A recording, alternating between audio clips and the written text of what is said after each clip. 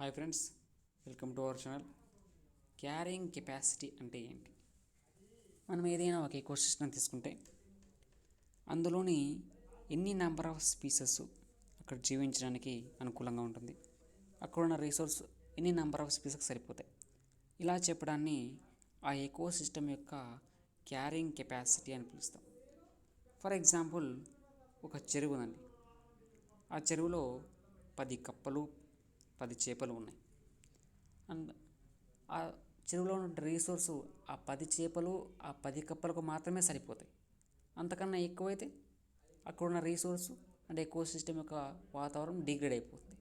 So ఆ చెరువు యొక్క క్యారింగ్ కెపాసిటీ ఏంటి? ఆ 10 చేపలు ఆ 10 కప్పలకు మాత్రమే. సో దాన్ని క్యారింగ్ కెపాసిటీ అని పిలుస్తాం. ఓకే, ఈ క్యారింగ్ కెపాసిటీ అక్కడున్న ఎకో సిస్టంలో ఉన్నటువంటి రీసోర్స్ పైన ఆధారపడుతుంది. అంటే అన్ని ప్రాంతాల్లో కూడా క్యారింగ్ కెపాసిటీ ఒకేలా ఉండదు, స్టేబుల్గా ఉండి మారుతూ ఉంటుంది. అక్కడ ఉన్నటువంటి హ్యూమన్ యాక్టివిటీ వల్ల, సీజనల్ ప్రకారము అండ్ వాతావరణం వల్ల అండ్ టెక్నాలజీ వల్ల ఈ క్యారింగ్ కెపాసిటీ మారుతూ ఉంటుంది. ఫర్ ఎగ్జాంపుల్, ఒక డెజర్ట్ ఏరియా తీసుకుందామండి అండ్ ఒక ఫారెస్ట్ ఏరియా.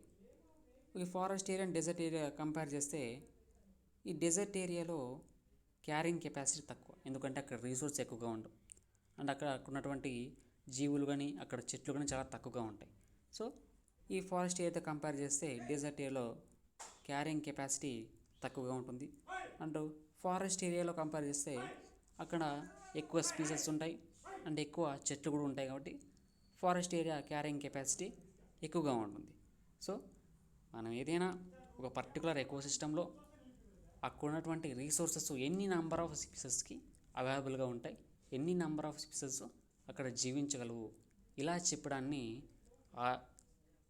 ఆ ఎకోసిస్టమ్ యొక్క క్యారింగ్ కెపాసిటీ అని పిలుస్తాం. సో ఐ హోప్ ఈ వీడియో మీకు అర్థమైంది అనుకుంటున్నాను. సో మన వీడియో నచ్చితే లైక్ చేయండి, మన ఛానల్ మాత్రం తప్పకుండా సబ్స్క్రైబ్ చేసుకోండి. Thanks for watching.